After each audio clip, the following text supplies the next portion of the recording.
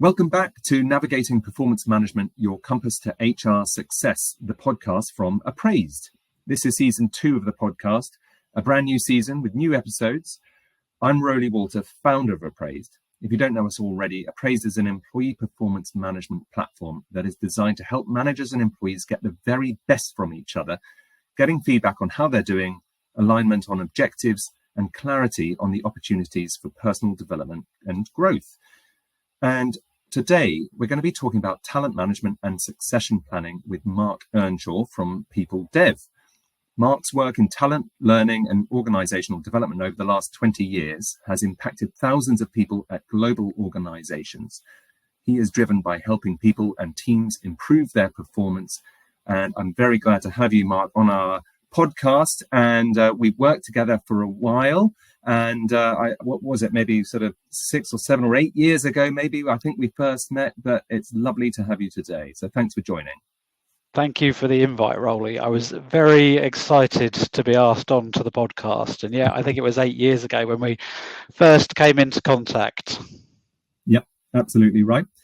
And obviously you've experienced using Appraisd yourself, which is great. So you might be able to draw on that, but really, actually, what I want to do is pick your brains for our listeners on the kind of broader topic of talent management and succession planning. So to kick off then, I'm going to ask you a series of questions. Okay, so just talking about this topic, how can you sort of help us define it broadly, and how does it go together with performance management?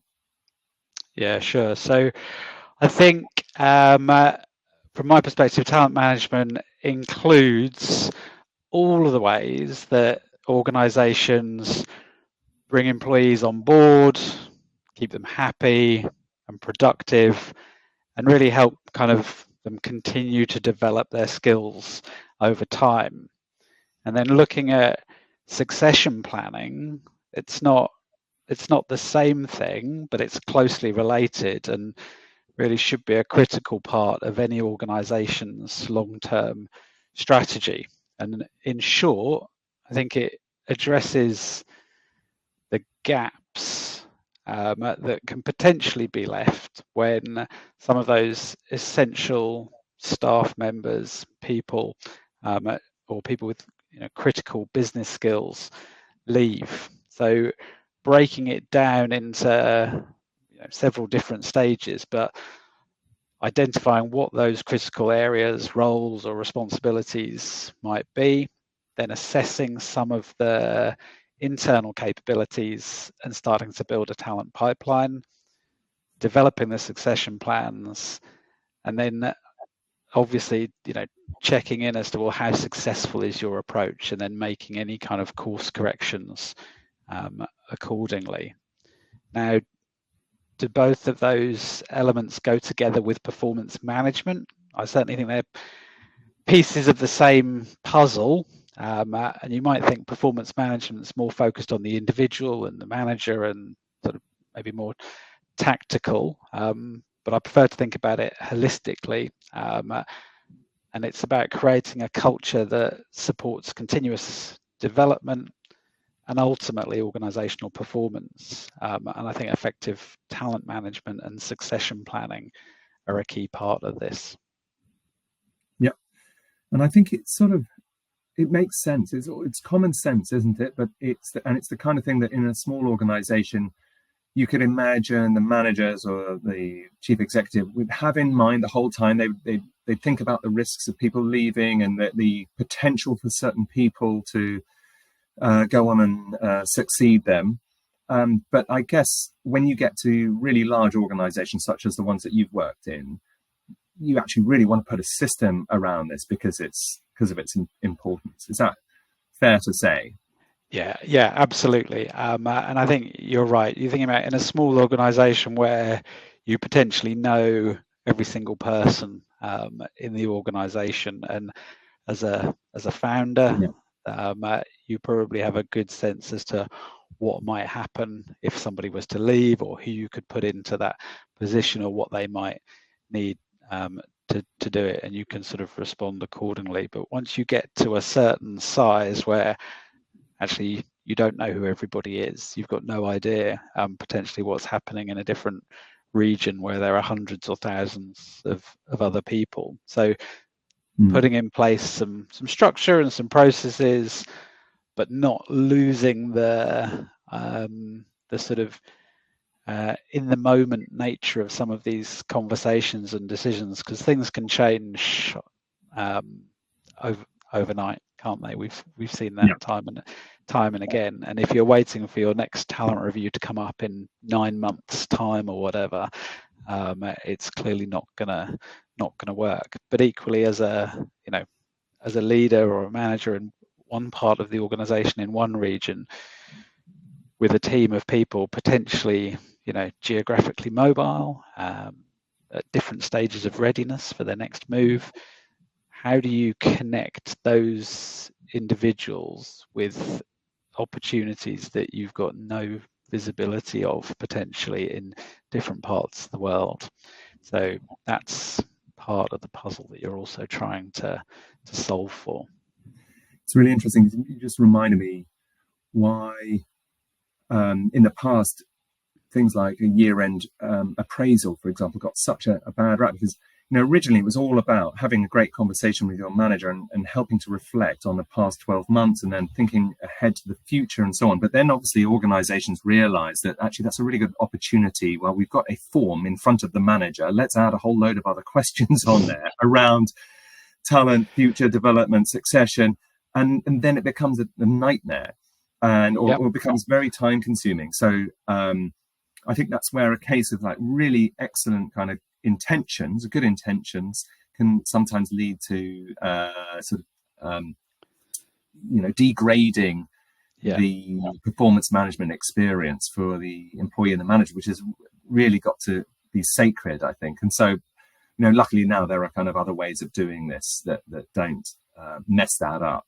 But I would love to know, in your experience, having worked in some of these large global organizations, and for those listening who maybe haven't experienced this, but what does it mean what sort of impact can it have, having this sort of information at your fingertips? Have you got any anecdotes or examples of where, this really is a critical business tool?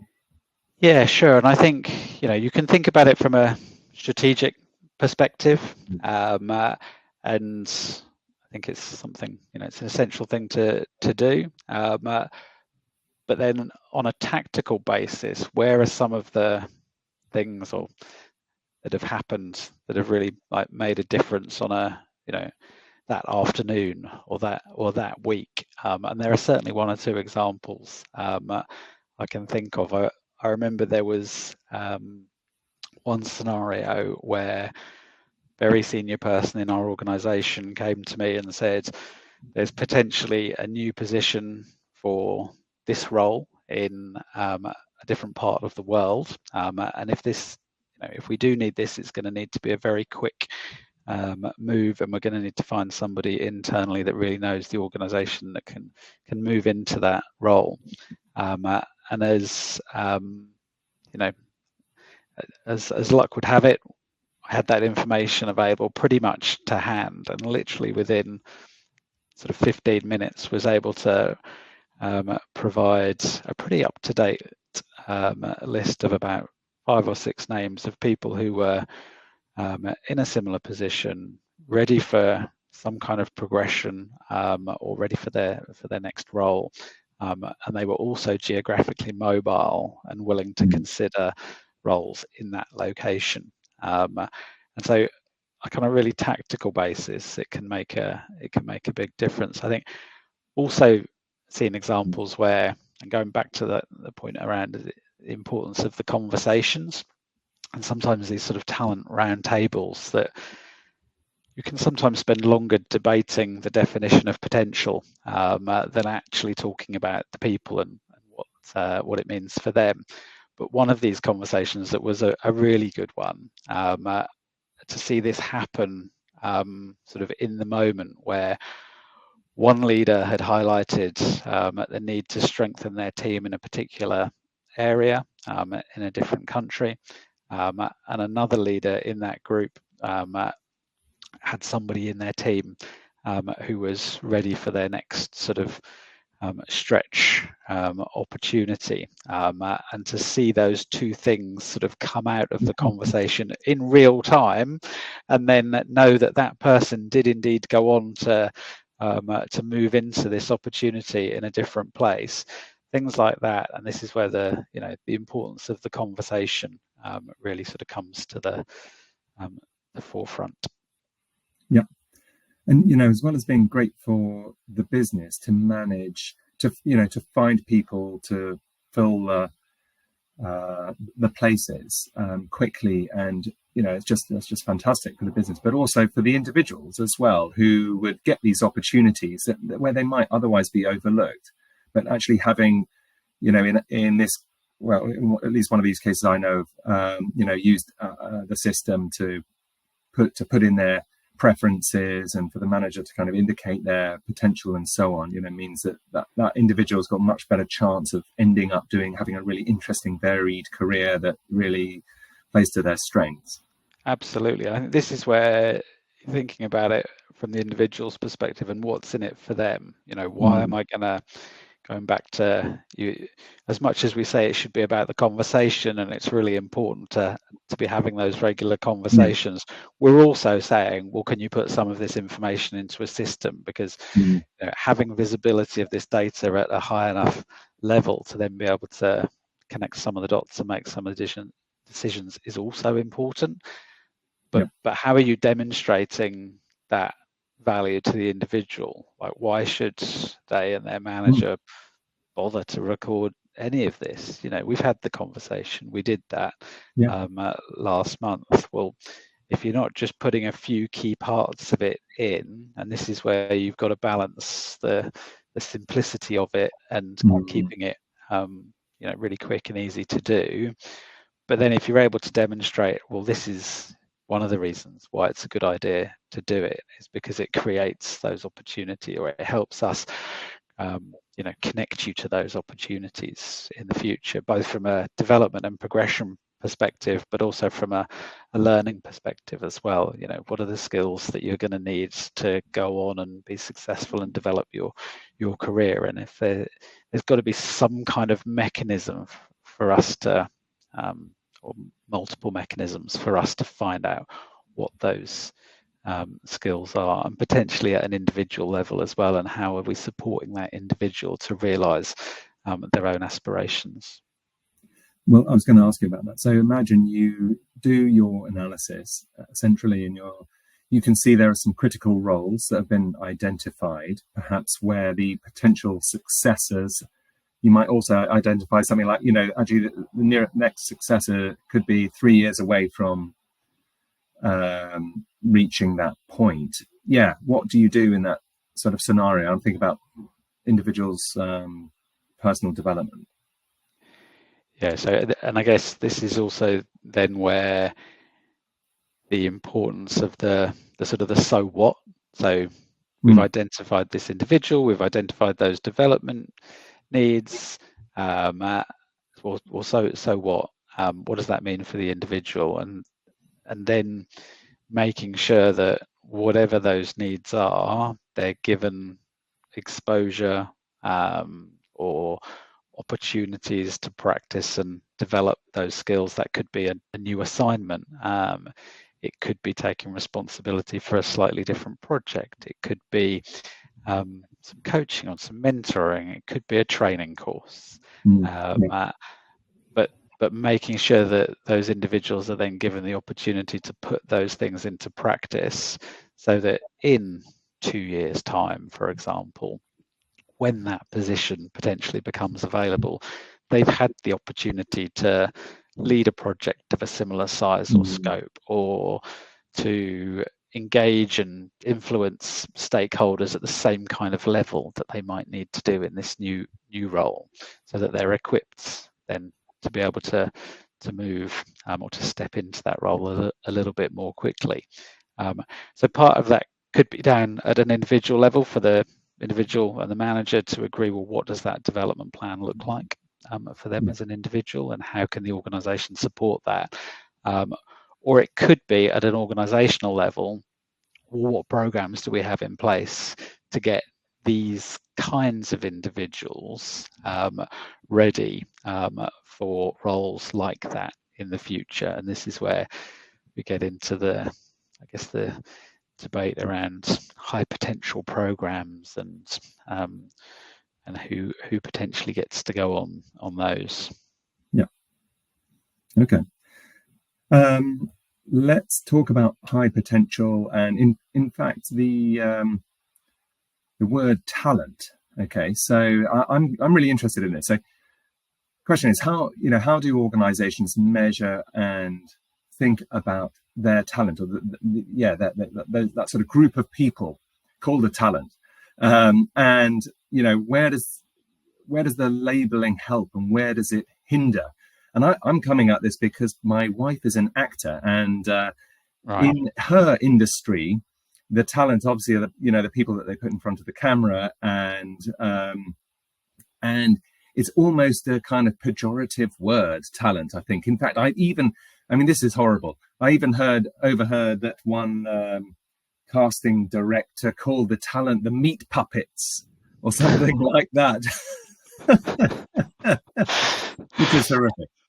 So, but the point I'm making is that the labels can matter, right? So, absolutely. So how do you treat the word talent in an organization? Yeah, it can be a double-edged sword for sure, because you end up with labeling people as high potential. Inevitably, word gets out that well, I'm on this program because I'm high potential, and suddenly the rest of the team are thinking, well, I'm not on that program. Am I not seen as having potential? And all of those kind of knock-on effects. And I think there's defining for any organization what we mean by talent, and I think that's should often be context specific as well.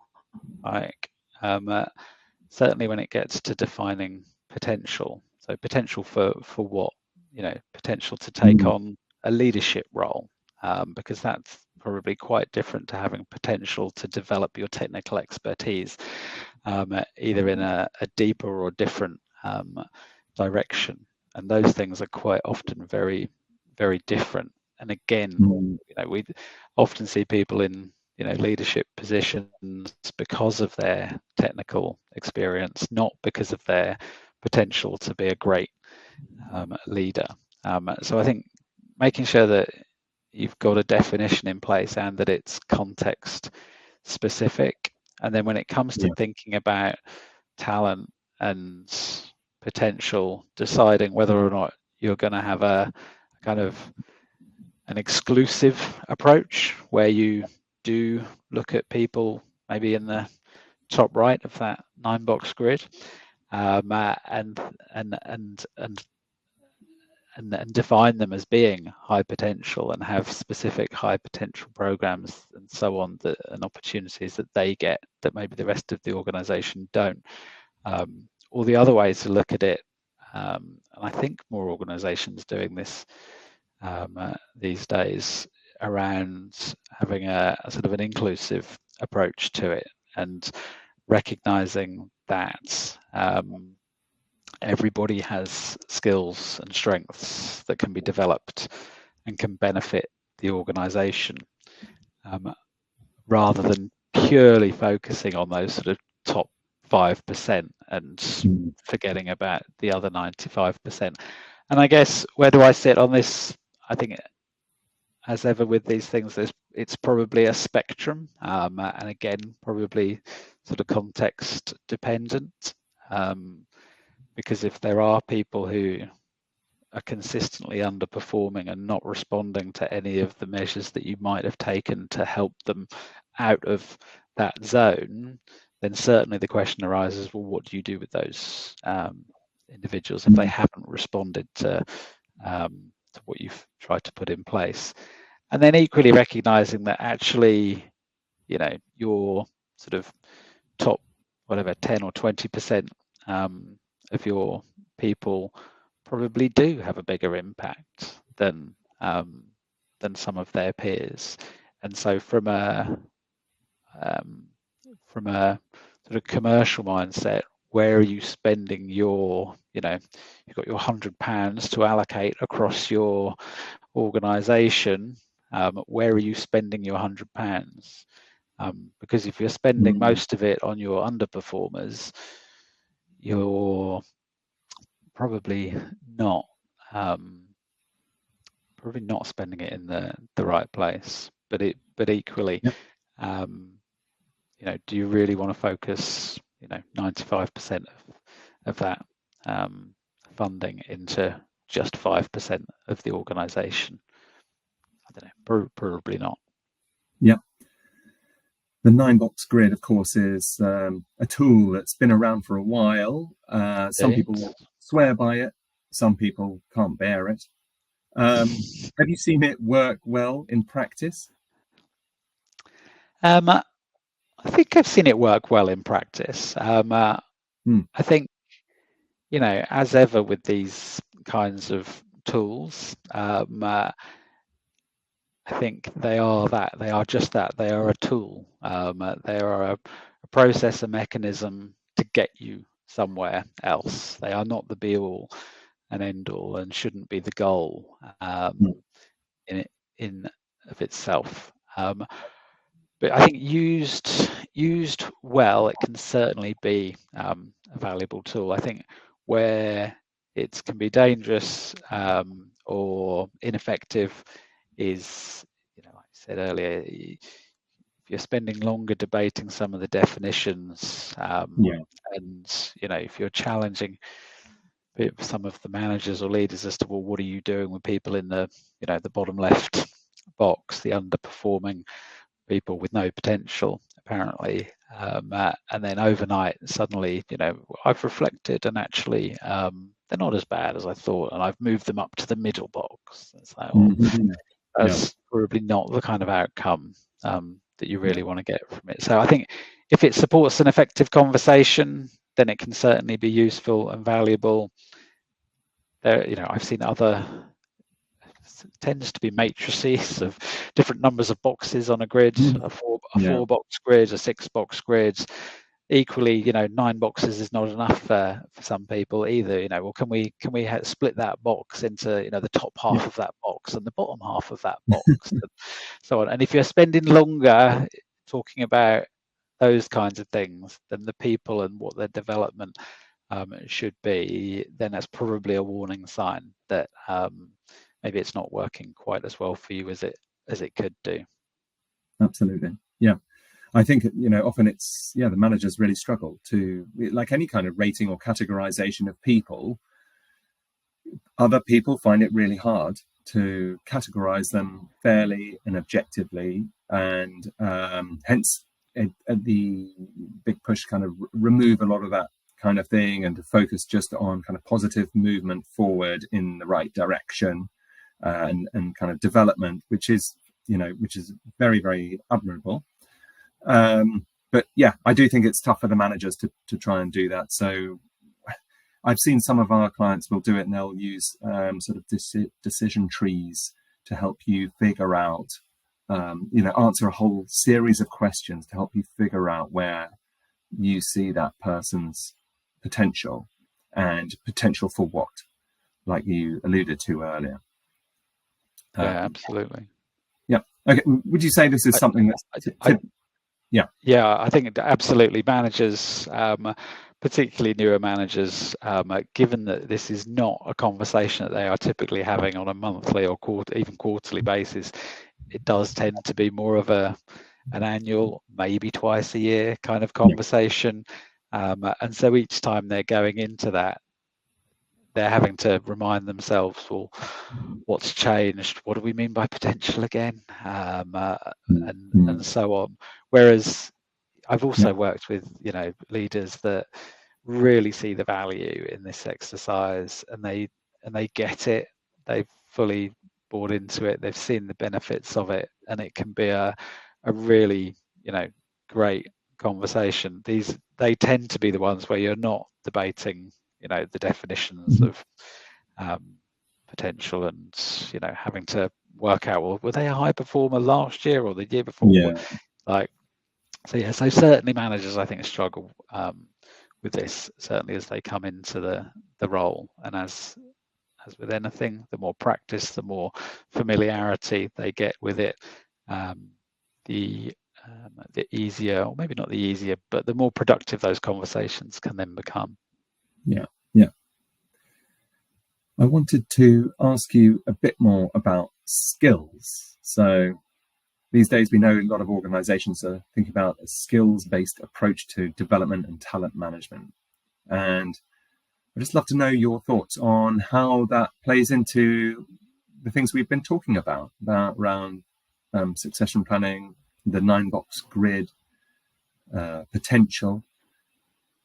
Any thoughts on the topic? Yeah, lots of thoughts on the topic, particularly, I think, over the last year or so, there seems to have been a big shift in the kind of language that organizations use to talk about this, and this whole kind of shift towards more skills-based hiring, skills-based development. And part of me wonders how much of a revolution this is, or if it's an evolution of what we've called competencies for a long time. But I think fundamentally, whatever it is, it needs to be something that's really simple for people to understand and apply. If you're giving them a 27-page document that outlines all of the skills and measures and definitions and everything else, and expecting them to then be able to apply that and develop against each one accordingly, it's not gonna. I don't see how it's going to happen. Whereas if you've got like some very clear, succinct definitions or terms in place, then I think it can be quite impactful. I think it was Microsoft that decided to talk more about what their leaders needed to do rather than be, and expecting everybody to be these sort of master of all skills and behaviors, expert communicators and everything else. They asked them, or they gave them 3 things that they needed to do around creating clarity, generating energy, and delivering success. And how they do that as leaders will be probably different for each of them, but it sort of set a very clear, concise expectation around it. I think there was another organization, I can't remember off the top of my head what it was, but theirs was, they expect their people to coach, show appreciation, and lead with trust.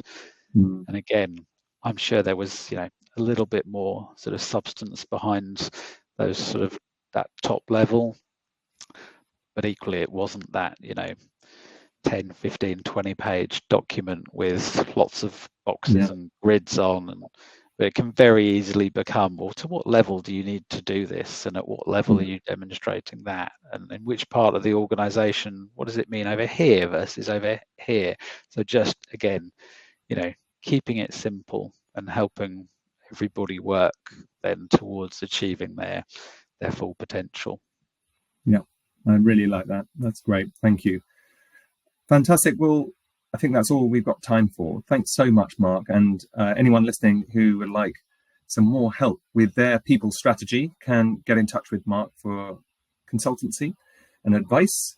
What's the best way to reach you, Marc? You can reach me through LinkedIn, or you can send me an email, marc at peopledev.co.uk. I'm sure we can include contact details in the show notes. Isn't that what they say, Roly? Yes, that's right. It'll all be there, hopefully. Yes, just down below. Exactly. So, yeah. Marc, it's been great to chat to you again. Thanks very much for taking the time to tell us all about your experience around talent and succession planning. And I'll see you soon.